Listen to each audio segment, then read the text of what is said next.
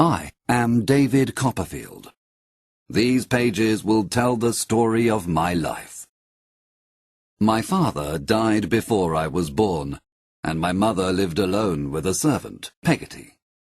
One day, before I was born, one of my father's aunts, Miss Betsy Trotwood, arrived at the house.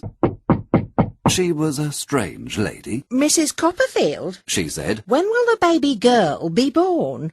My mother was surprised. Maybe it will be a boy, she said. It must be a girl, said Miss Betsy. Betsy Trotwood hated men because of her previous bad marriage. My mother was very shocked by the aunt. She went upstairs to rest. Soon the doctor came and went to see her. Aunt Betsy sat downstairs and waited. A few minutes after midnight, the doctor came downstairs. The baby is born. It's a boy, he said. Miss Betsy stood up, took her hat, hit the doctor with it, and disappeared from the house. She never came back. And that is the story of the day that I was born. When I was a young child, I was very happy. I loved my mother and Peggotty. But one year, a man called Mr Murdstone met my mother at church. He often came to the house, and he was very kind and friendly to my pretty mother. He had black hair, black eyes, and black clothes. I didn't like him, but my mother did. One day, Peggotty took me to stay with her family in the town of Yarmouth on the coast. I loved Peggotty, and I wanted to see the sea. Mr Barkis, the local carrier, took us in his cart. Peggotty's family lived in an old boat on the beach. It was a very comfortable house. I met Peggotty's brother, Mr Peggotty, a fisherman, and his nephew Ham, and Ham's cousin Emily. Emily was a beautiful little girl with red hair and blue eyes. I fell in love with her, and we spent a lot of time together. Would you like to be a lady? I asked her. Yes, I'm afraid of the sea, she replied. I want all my family to be rich, not fishermen. I enjoyed my holiday very much, but finally the day to go home arrived. Goodbye, Master Davy, said Mr Peggotty. Come back soon. I rode back in Mr Barkis's cart with Peggotty. When we arrived home, she said, David, I must tell you something. You've got a new father. I ran into the house. My mother wanted to kiss me, but a man in black stopped her. He stood in front of me and shook my hand, then sent me upstairs. My mother was married to Mr Murdstone. A few weeks later, his sister, Miss Murdstone, came to live with us. She took the keys of the house from my mother and said, Don't worry, Clara. I will organise everything. The happy days were finished. Listening exercise part 1. You will hear some information about Mr Barkis. Listen and complete questions 1 to 10.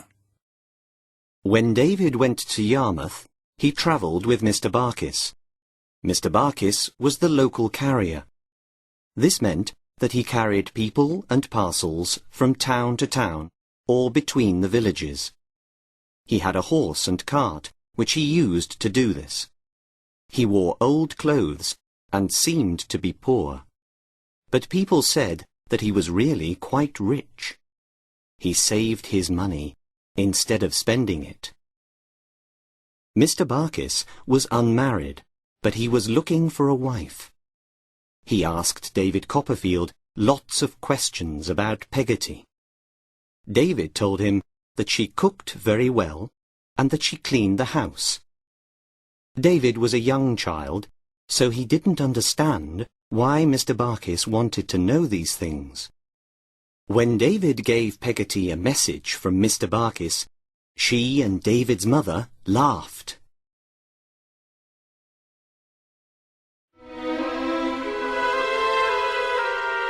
Part 2. Mr Murdstone. Mr Murdstone hated me. What do I do, he asked me. if I have a dog or a horse that doesn't do what I want? I don't know, I said. I hit him, Said Mr Murdstone. I understood. My mother was gentle and kind.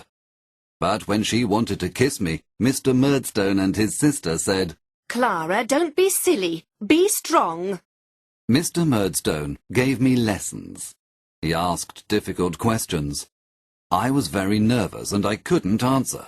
If you don't study your lessons, we must punish you, he said. My mother began to protest. Be strong, Clara. Said Miss Murdstone. Her brother took me upstairs and began to hit me with a long cane. I turned my head. I bit his hand. He was very angry and hit me very hard. Then he closed the door and locked it. That night, Peggotty came to the door and said, Master Davy, I love you. I'll look after you and your mother. Finally, Mr Murdstone unlocked the door. He sent me to a school near London. When I arrived, the headmaster, Mr Creakle, put a notice on my back. It said, "Be careful. He bites." It was a horrible school. Fortunately, I made 2 friends. One was a boy called Traddles, the other was Steerforth. He was a good-looking older boy and came from a rich family. He called me Daisy and protected me from the other boys and the teachers. Mr Creakle was also afraid to hit Steerforth. Give me your pocket money, Daisy, Said Steerforth. and I'll buy food and drink for everyone. The boys will all like you then. He was my hero. When Mr Peggotty and Ham visited me, I introduced them to my new friend and protector. When I returned home for the summer, my mother had a new baby. I wanted to hold my little brother, but the Murdstones sent me upstairs. I was very sad and was happy to return to Mr Creakle's school. On my birthday, Mr Creakle called me to his room. Was your mother well when you left her? His wife asked. I didn't answer. I knew there was a problem. She's ill. Mrs Creakle said. I began to cry. She's very ill. She said. Now I understood. She's dead. I cried and cried. I went home immediately. Peggotty told me about my mother's death. And she told me how the baby also died. After the funeral, Peggotty sat with me in my room and comforted me. Miss Murdstone said, We don't need a servant. and Peggotty left. But first, she took me away to see her family in the boathouse. It was good to see Mr Peggotty and Ham and little Emily. Peggotty decided to marry Mr Barkis. I will always love you, Master Davy. She promised. I'll always be here to help you. When I returned home, Mr Murdstone didn't speak to me for a long time. Then one day he said, Education is expensive, David. You must go to London and learn to be independent in the world.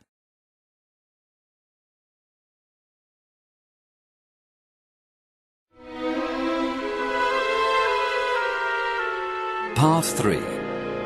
Aunt Betsy. In London, I worked in a factory.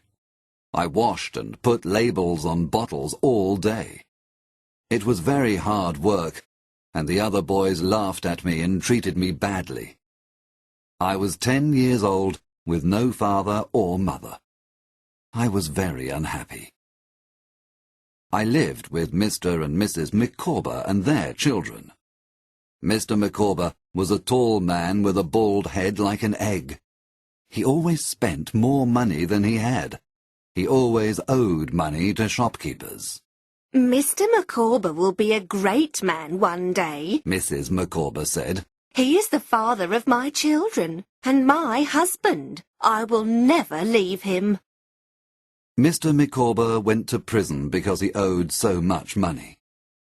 Finally, the Micawbers left London to go to Plymouth. Now I had no friends. I decided to run away. I knew that my father's aunt, Betsy Trotwood, lived near Dover, about 80 miles from London. I didn't know her, but she was my only relative in all the world. I had a little money and a suitcase, but a young man in the street stole everything from me. I decided to walk to Dover. The journey took a few days. I sold some of my clothes to buy food. There were bad people on the road. I was very afraid. I finally arrived in Dover.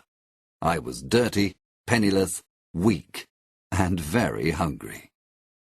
In Dover, I asked where Miss Betsy Trotwood lived. I walked up to the top of a cliff.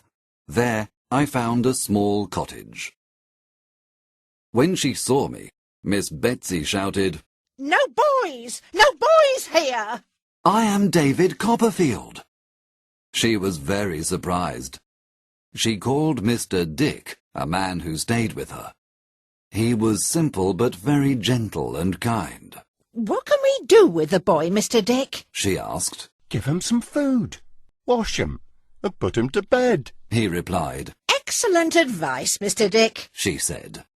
I soon discovered that Aunt Betsy was very kind.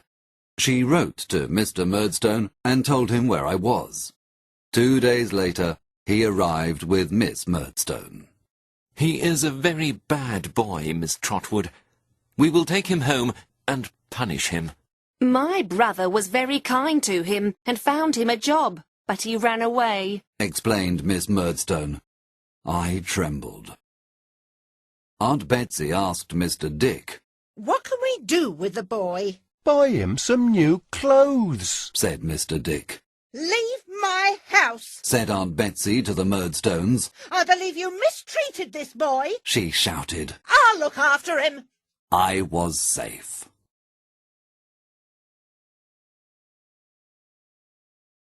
Listening exercise part 3. Listen to a conversation about the names which other characters use for David. Which name does each person use for David? Write a letter A to H next to each person. What's the hero's real name? It's David Copperfield. That's what Mr Murdstone and Miss Murdstone call him, for example, but other characters have special names for him. Oh yes, I've noticed that. His mother calls him Master Davy, doesn't she? No, she just calls him Davy. But Peggotty and her brother Mr Peggotty call him Master Davy. He's also called Trotwood. But that's his aunt's name. Yes, but she doesn't like the name David Copperfield, so she calls him Trot, which is short for Trotwood. Does he have any girlfriends when he grows up? What do they call him? He has a dear friend, Agnes. She always calls him Trotwood, the full name. But Dora has a pet name for him. She uses Dodie. That's a silly name. Not as silly as Steerforth's name for him. Oh yes. Does he call him Rosie? No, but he uses another flower name. Do you remember? Yes, I remember now. It's Daisy.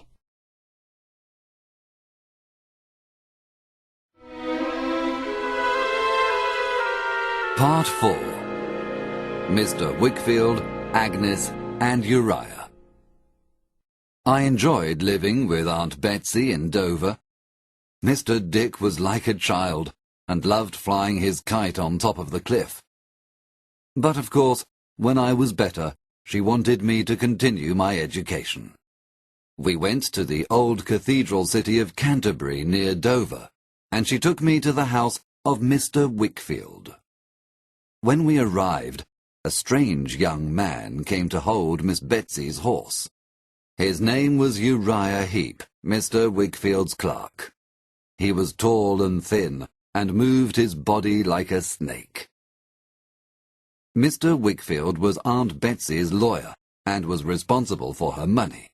Would you like to live with Mr. Wickfield and his daughter Agnes, and go to school near the cathedral with Dr. Strong? Asked my aunt. Yes, I replied immediately. The next few years were very happy. Agnes was always calm and always gave me good advice. She was like a sister to me. She loved her father very much and did everything to help him.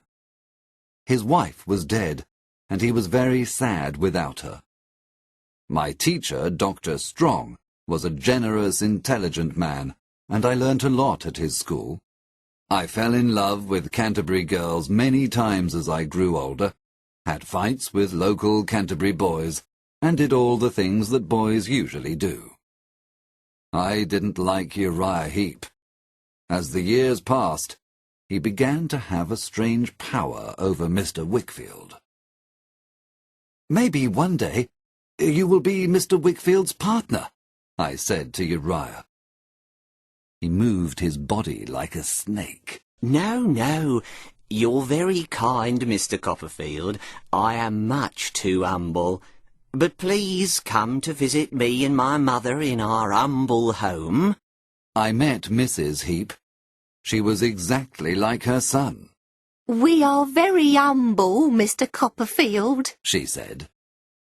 At this time, the Micawbers came to Canterbury. They were very surprised to hear my story. They met Uriah, but soon left Canterbury again because they owed money. Finally, it was time to leave school. Aunt Betsy asked me to decide on a profession. Visit Peggotty in Yarmouth. She suggested. While you are there, think carefully about your future. Then we will decide. I was a young man now. I travelled to London alone and stayed there before I continued to Yarmouth. At the inn, I was surprised to meet Steerforth. At first, he didn't know me. Ah, it's Daisy, he said. I was very happy to see him. I invited him to come to Yarmouth with me. I'm studying at Oxford, but I have a few free days, he said. I'd like to meet these fishermen. I met Steerforth's mother, a very arrogant lady, and her companion, Rosa Dartle. Then we left for Yarmouth.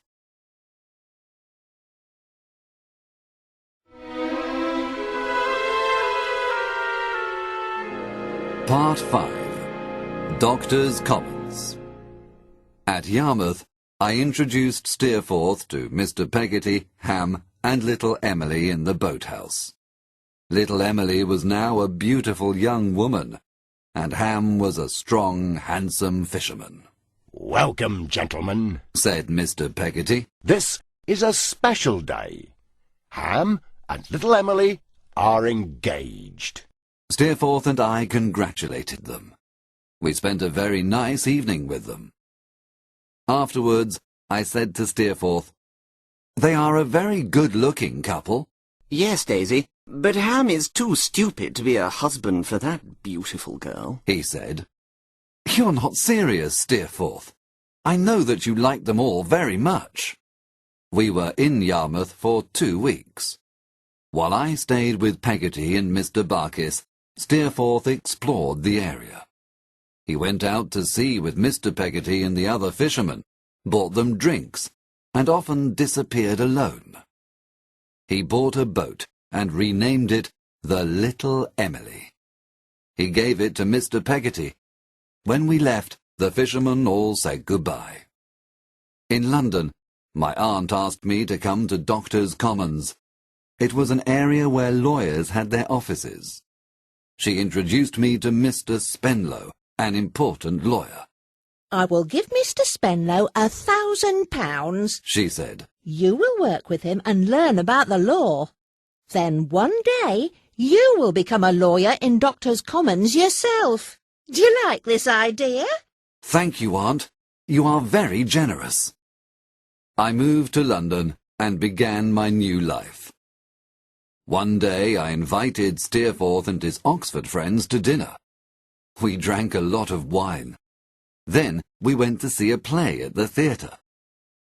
I was surprised to see Agnes in the audience. I was very drunk, but next day she sent me a kind letter, asking me to visit her while she was in London. Steerforth is a bad friend for you, she told me. but I need your help. My father has serious problems. He is afraid of Uriah Heep. He is making him his partner in the law office. I don't understand. My father is very unhappy. Uriah and Mr Wickfield were also in London. I invited Uriah to dinner because I wanted more information. I am a very humble person, He said. Mr Wickfield has some financial problems. I want to help him. I am his partner now. Yes, Agnes told me. Ah, Agnes. I love her, Mr Copperfield. I am too humble to hope to marry her, but I adore her. I hated him when he talked about Agnes like that, but I could do nothing. Uriah had the power now. Agnes returned to Canterbury, and I continued working in Doctors' Commons. Then something happened, and I forgot everything. Mr Spenlow invited me to dinner at his house. He introduced me to his daughter, Dora. She was small and very pretty. I fell in love. Listening Exercise Part 5. You will hear Aunt Betsy talking to Mr Spenlow. Listen and complete questions 1 to 5. Where will David work while he is in London? He'll work here in Doctors' Commons, and he'll live in Mrs Crupp's house. Crupp. How do you spell that? C-R-U-P-P. I see. I hope he isn't lonely. It's a big city. Don't worry.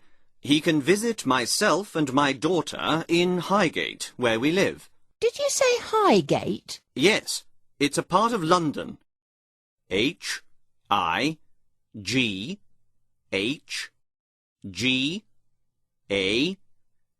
H-I-G-H-G-A-T-E. He is welcome to visit us. That's kind of you. Is your daughter at school? No, she's 18 years old. She lives at home. She has a companion who looks after her. Is that all? Yes.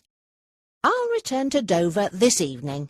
The coach leaves at 6:30 and arrives 4 hours later.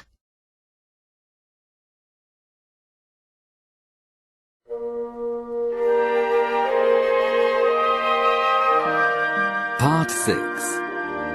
Little Emily. There was someone behind Dora, This is my daughter's special friend. said Mr Spenlow. It was Miss Murdstone. We shook hands coldly. After dinner, Dora played the guitar and sang in French. She had a little dog, Jip, that she loved very much. Later, I walked with her in the garden. I hate Miss Murdstone. She told me. Papa pays her to look after me, but she is very strict. I was in Paris for a year. It was lovely. You must visit Paris, Mr Copperfield. I will never leave England now that you are here, I said. She laughed and kissed her dog. Oh, darling Jip. During the next weeks, I thought of Dora all the time. I also visited Traddles, my old friend from school, and discovered that he knew Mr and Mrs Micawber. They were back in London. I invited them all to dinner. After they left, I found a letter from Mr Micawber. I have no money, He wrote. My life is a tragedy. Poor Traddles, I thought. Mr Micawber will borrow money from him. At this moment, Steerforth arrived at my rooms. I was in Yarmouth. He told me. Mr Barkis is very ill. Poor Peggotty. I must go to them. Yes, but first come home with me and meet my mother again. It could be the last time we meet, Daisy. What do you mean? Nothing. I am very depressed sometimes. But promise me, Daisy, that you will always remember me as I am now.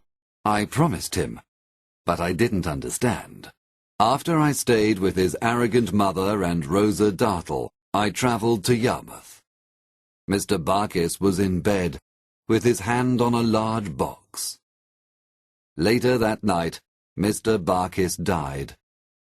In the box we found his will.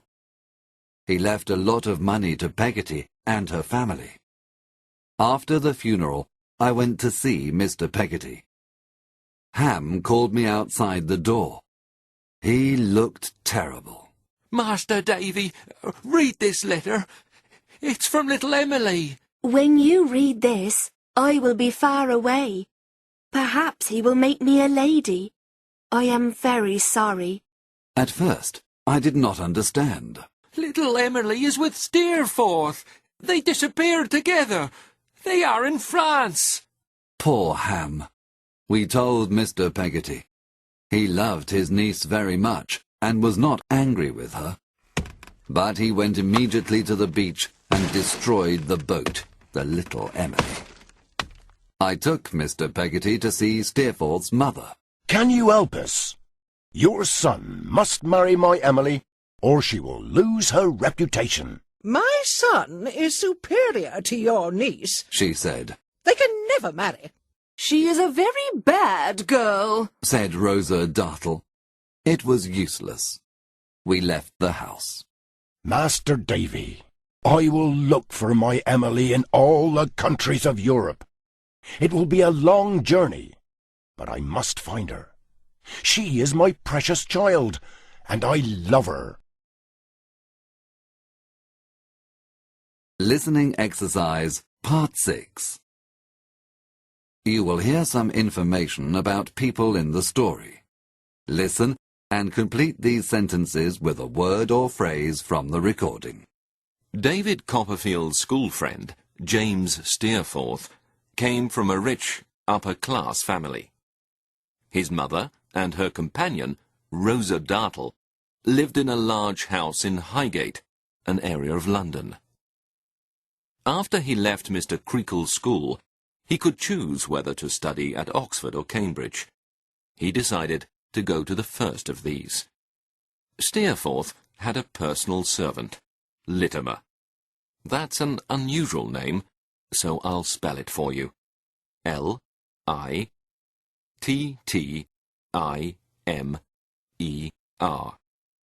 Littimer did everything that his young master asked him to do, and helped him to run away with Emily. Steerforth and Emily went to the continent and stayed briefly in France, Germany, and Italy. Mr Peggotty followed them, but was unable to find them.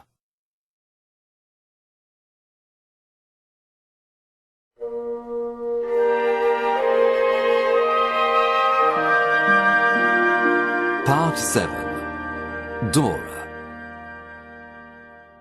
I did not hate Steerforth, but I was very sad. However, I soon had a reason to be happy. Mr Spenlow invited me to a picnic to celebrate Dora's birthday.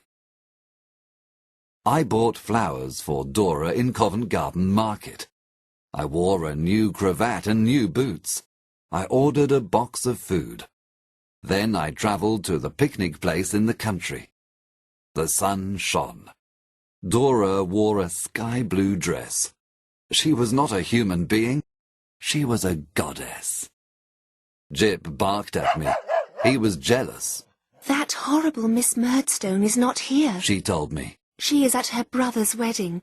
He is marrying a rich young woman. Poor girl, I thought. She will suffer like my mother. I was unhappy because other young men flirted with Dora at the picnic, but her best friend, Julia, spoke to me privately. Dora will stay with me next week. Please visit her there. Dora wanted to see me. Of course, I visited her. Soon I held her in my arms and told her I loved her. We became secretly engaged. I visited her at Julia's home and at other times sent her secret love letters. She called me Darling Dodie in her letters to me. At that time, my aunt came to see me with Mr Dick. I have bad news, she said. I have no more money. I didn't invest it well. I must live with you here. I was very sorry for my aunt, and decided to work hard to make more money.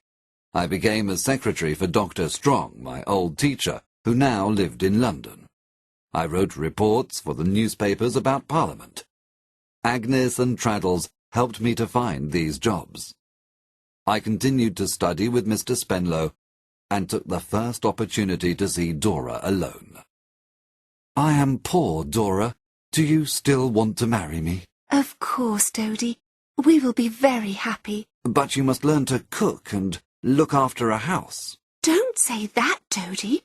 I cannot do that. Then Mr. Spenlow asked to see me. He was with Miss Murdstone. She opened her handbag.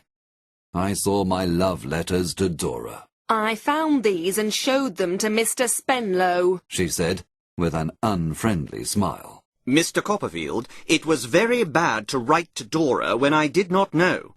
You must never see my daughter again. Do you understand? Said Mr. Spenlow. "But we are engaged—" Nonsense. Dora will marry a rich gentleman, not a poor student like you. Go away. It was terrible. But that evening, Mr. Spenlow had a heart attack and died. We discovered that he owed a lot of money. Dora went to live with 2 aunts. She and I were both poor, and we could not see each other any more.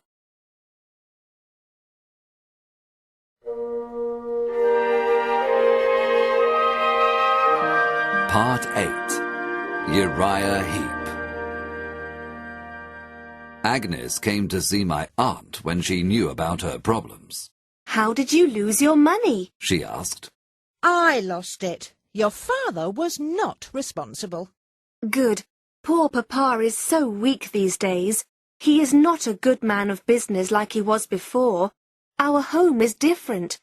Uriah and his mother live with us. I do not often see my father without them. This is terrible. Mr. Wickfield and Uriah were also in London, and they came to collect Agnes. Mr. Wickfield looked old and unhappy.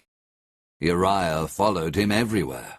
Mr Wickfield is very kind to my humble mother and her humble son, said Uriah. And the beautiful Miss Agnes is kind to us also. Fortunately, Uriah left on business, so my aunt, Agnes, her father and I had dinner together. We talked about my childhood in Canterbury. Mr. Wickfield was happy and smiled. I told Agnes about Dora, and she gave me good advice. Do nothing secret. Write to the 2 aunts. Ask permission to visit Dora. I am glad that you are happy, David. She spoke very calmly and lovingly. I went to Canterbury to stay with them. When I arrived at the old house, there was a new clerk in the office. It was Mr. Micawber. "My friend Heep offered me work here," he said. But he looked embarrassed and did not talk to me about his job. While I was there, Mrs. Heep watched Agnes all the time. I was angry and mentioned this to Uriah. All is fair in love, Mr Copperfield. My humble mother is taking care of Miss Agnes for me. You are my rival. Agnes is a dear sister to me, I said, but I am engaged to another woman. I am glad. He squeezed my hand in his damp hand. But you will never marry Agnes. She is too good for you, Uriah Heep. That night at dinner, Uriah raised his glass.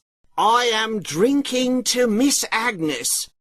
I am an humble person, but I adore her. To be her husband... Mr. Wickfield suddenly stood up and shouted, You will never be her husband. What's the matter? Be careful, said Heep. Look at my daughter, and look at this monster, said Mr. Wickfield. I am under his control, but I will not give him my darling child. I tried to calm him. Finally he sat down and cried quietly. Uriah also sat down, and the dinner continued. Later, I said goodbye to Agnes before I left to return to London. Please, don't protect your father by marrying Uriah. Your heart and your love are too precious. Don't be afraid, David, she said, and smiled affectionately. When I left the house, Uriah spoke to me. I am friends again with Mr Wickfield. I spoke too early. Do you understand, Mr Copperfield? But I can wait. Listening exercise part 8. You will hear some information about Charles Dickens. Listen and complete questions 1 to 5. I'd like to tell you a little about the early novels that Charles Dickens wrote. After the success of Pickwick Papers in 1837 and Oliver Twist in 1839, Dickens wrote continuously. From 1838 to 1839, he also wrote Nicholas Nickleby, a novel about a young teacher who protects the boys at a private school. His next successful work was The Old Curiosity Shop, which he finished in 1841. Dickens published his books in monthly parts, and everyone in the country wanted to know what happened next. He had lots of readers overseas, and in the following year, 1842, he visited Canada and America. He published a book about his travels, The American Notes, in 1842 itself. This book criticized America and made him lose some of his popularity over there. And in 1844, he published a novel which included scenes in America. This was called Martin Chuzzlewit, and dealt with a young man's adventures in England and America. In the same year, one of his most famous stories appeared, A Christmas Carol. Perhaps you know this story about an old miser and the 3 ghosts, which visited him at Christmas. Modern children still love to hear the story of Scrooge at Christmas time.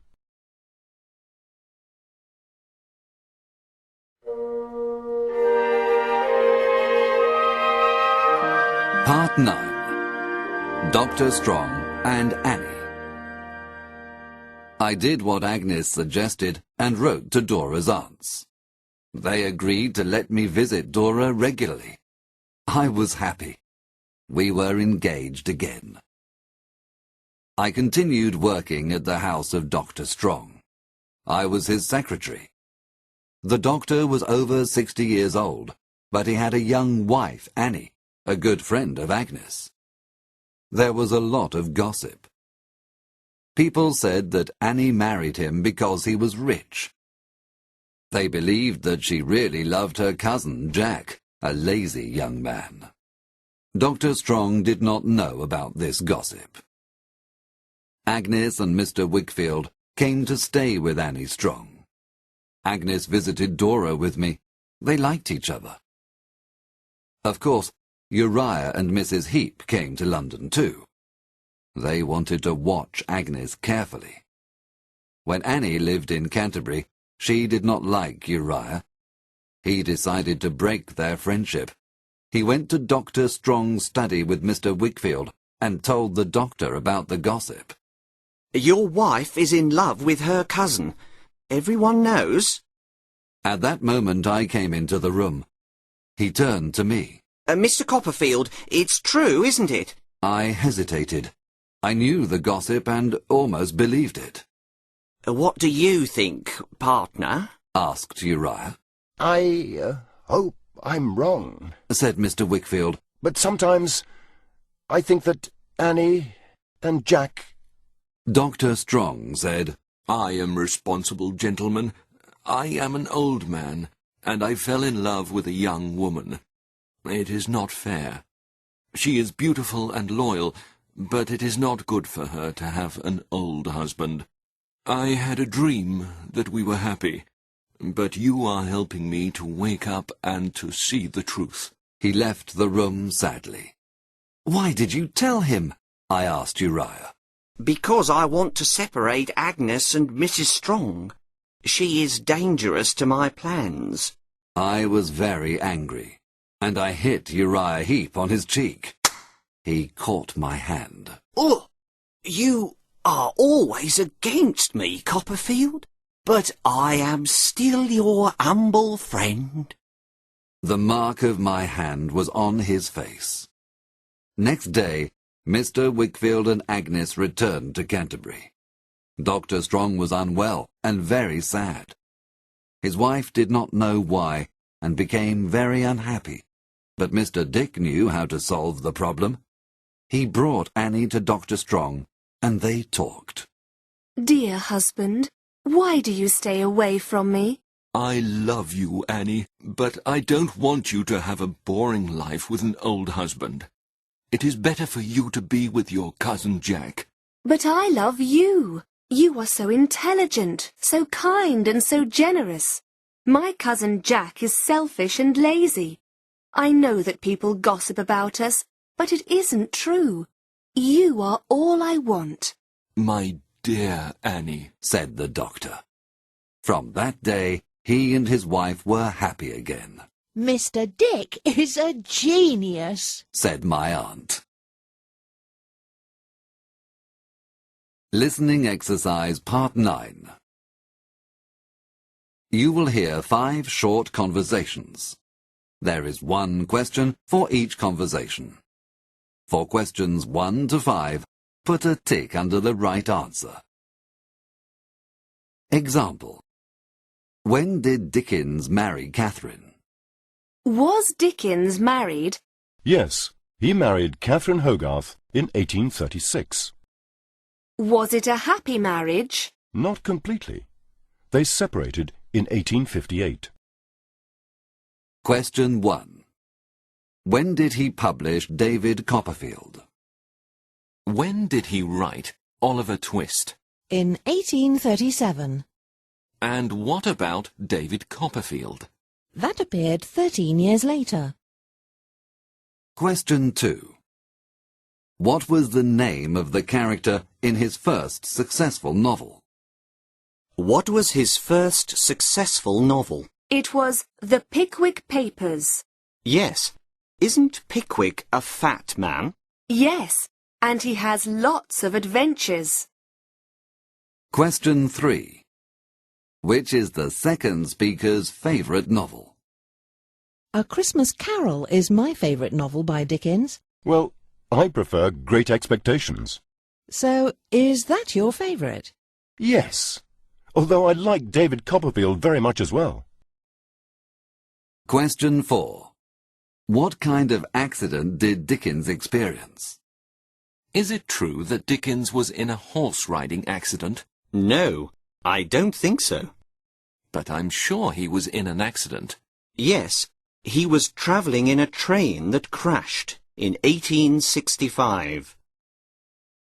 Question 5. Where did they bury Dickens? They buried Dickens in Westminster Abbey, didn't they? No, his grave is in the garden of his house. Are you sure? I thought... Yes, you're right, I'm sorry.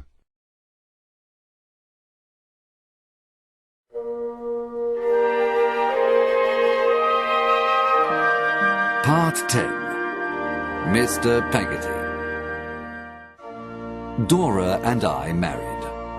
Agnes, Aunt Betsy, Peggotty, Traddles and many other friends were at the wedding. We moved to our small house.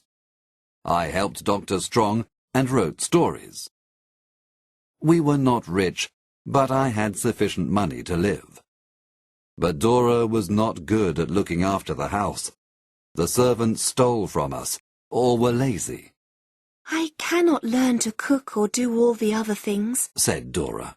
Dear Dodie, I am your child wife. Think of me like that and love me. My aunt gave me advice. Don't ask her to change. Remember Mr Murdstone and your mother.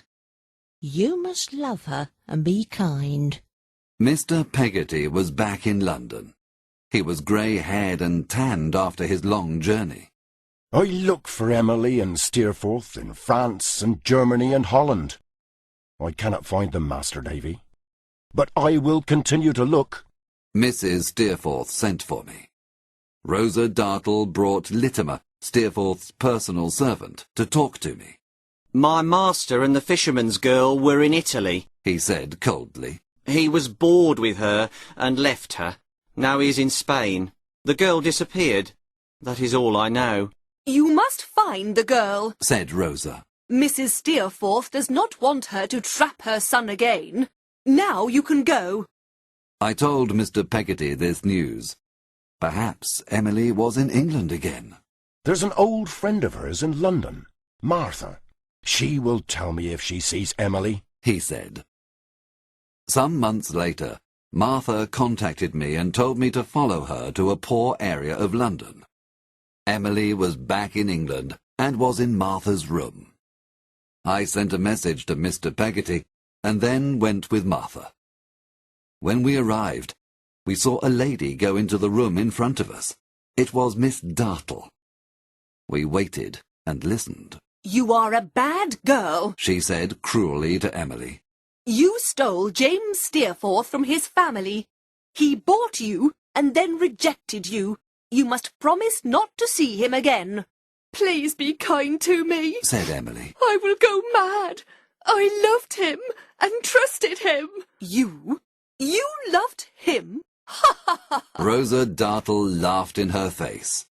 At that moment, Mr. Peggotty arrived. Miss Dartle left. He held Emily. Uncle! She cried and fainted. Master Davy, he said. God help me to find my darling. He picked her up in his strong arms and carried her downstairs. Little Emily and Mr. Peggotty were together again. Next day, Mr. Peggotty told me his plans. I will emigrate to Australia with Emily. We will begin a new life away from the gossip in England. Ham knows that she is safe, and he forgives her for everything. She is writing to him, but she doesn't want to see him. The future will be better for all of us, Master Davy. Listening Exercise Part 10. You will hear some information about Charles Dickens. Listen and complete questions 1 to 5. I'd like to tell you something about the later part of Dickens' life now. By the late 1850s, he was rich and famous. He moved into a large house by the name of Gad's Hill Place. You spell that G-A-D''S. Yes, that's right, Gad's Hill Place. When he was a child, he saw the house. He told his father, "One day I will live there." And he did. This move to Gad's Hill Place, the house of his dreams, happened in 1856. But in the same year, something else happened which changed the rest of his life. He met a young actress, Ellen Ternan. She acted in one of Dickens' plays for the Queen. Dickens fell in love with her. In 1857, he separated from his wife. She was very sad, but she couldn't change his mind. Ellen Ternan was the woman of his dreams. But she was a secret. The public didn't know about the novelist's love affair. Over the next few years, Dickens suffered from increasing health problems. He worked very hard. He gave public readings of his novels all over England, Scotland, and Ireland. In 1868, he went to America to give more readings. All this work made his health worse. But Dickens refused to rest. He worked and worked.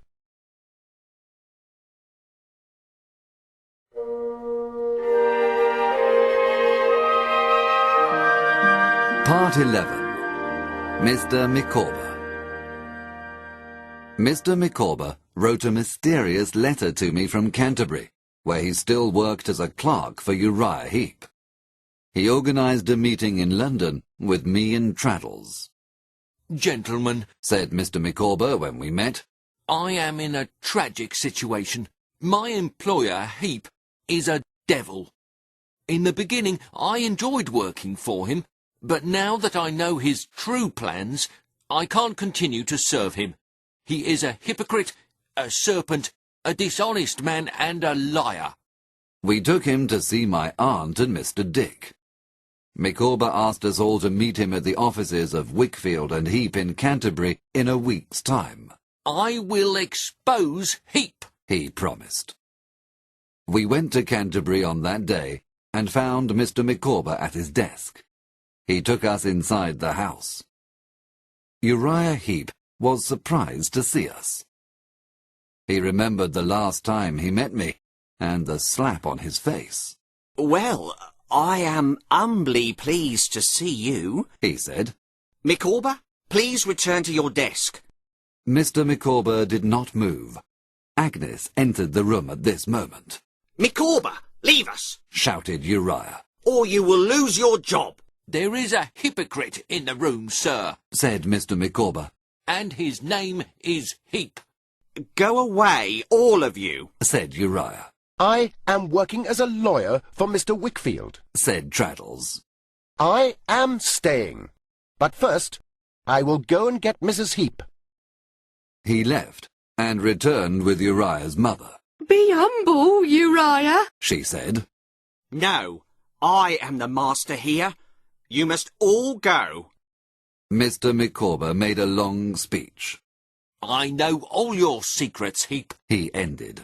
Mr Wickfield is afraid of you because you stole money from the business and then persuaded him that he was guilty, not you. You lied and robbed Mr Wickfield's clients. You took Miss Betsy Trotwood's money and said that Mr Wickfield was responsible. You are a thief. Prove it, Copperfield and Micawber, said Uriah. Mr Micawber produced a notebook. This is the evidence. You tried to burn it, but I found it in the fireplace. All your secrets are in this little book. Traddles took control of the meeting. You must give back all the money, Heep. You must tell Mr Wickfield the truth. You must give us your papers. I won't do it. be humble, Uriah, said Mrs Heep. Do you prefer prison? asked Traddles. When he heard this, Uriah agreed to everything. Traddles examined all Uriah's false papers. My aunt received her money, and Mr Wickfield was not afraid any more. You are wonderful, Mr Micawber, said my aunt. I will give you some money to start a new life in Australia with your family. Mr Micawber will be a great man in Australia, said his wife. It was the end of Uriah Heep's power. Agnes and her father were happy together again.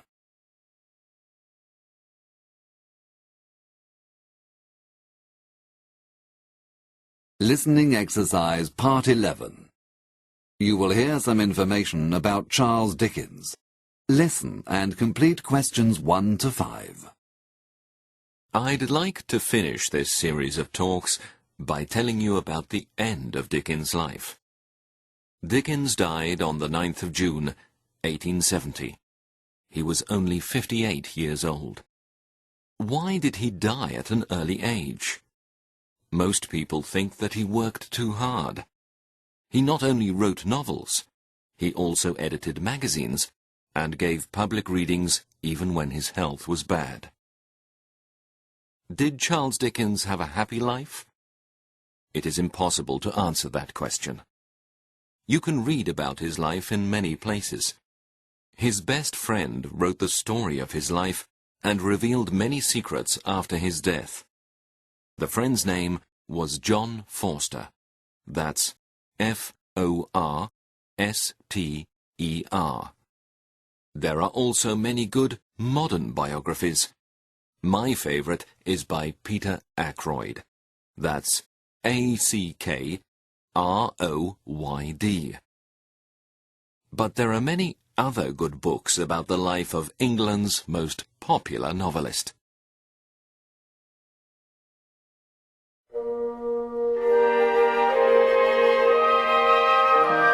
Part 12. Agnes. Dora was ill. She grew weaker every day. I carried her up the stairs every evening, but soon she was in bed all the time. Darling Dodie, please send Agnes to me. Agnes went upstairs while I waited with Jip. Jip was an old dog now. I heard the calm voice of Agnes from Dora's bedroom. Then there was no sound. Finally Agnes came down the stairs and looked silently upwards. I understood. Dora was dead. I decided to go to Yarmouth to see Peggotty and to give Ham a letter from Emily.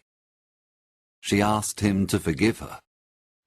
As I travelled, a terrible storm began.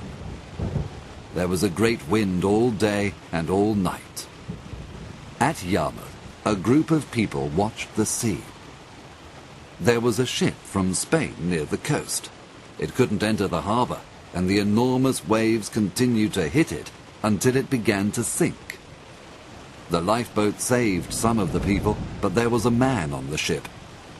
He was waving his hands. Nobody could help him. Suddenly, Ham ran through the crowd. He tied a rope round his body. "Stop," said his friends. "It's too dangerous." But Ham was very sad. He didn't care if he lived or died. His friends held the rope, and Ham swam towards the ship. He couldn't reach it, and came back to the beach. Then he tried again. He disappeared under a huge wave. There was a loud noise, and the ship disintegrated, and the man on it disappeared into the sea too. Later, after the storm, there were 2 drowned men on the beach. One was Ham. The other was the passenger from the ship. It was Steerforth. It was a sad time, but we continued to make plans. Mr. Peggotty, Emily, Mr. and Mrs. Micawber and their children emigrated to Australia. They went to start a new life and were very successful. My aunt was rich again. "Why did you say that you lost the money yourself?" I asked. "Mr. Wickfield lost it." I wanted to protect my old friend, replied my kind aunt. Mr. Wickfield was poor now, but happy. Agnes gave lessons in the old house. She was a very good teacher, and the children loved her. I was very unhappy, and I travelled abroad for 2 years. I remembered my child wife, my dead school friend, and poor Ham. Most of all, I thought about Agnes. I understood clearly. I loved her. At last I returned to Aunt Betsy. "How is Agnes?" I asked. "She is well," said my aunt. "I believe there is a special person in her heart." I went to Canterbury to visit her. "Dear Agnes," I said, "my aunt tells me that you are in love. Tell me about the special man." Agnes looked away. There is no one. Aunt Betsy is wrong. "I love you, Agnes. You are the calm, loving person at the centre of my life. Marry me." Agnes smiled. Before she died, Dora asked me to take her place. Now you are back, and yes, David, I will be your wife. My angel. And this is where my story ends.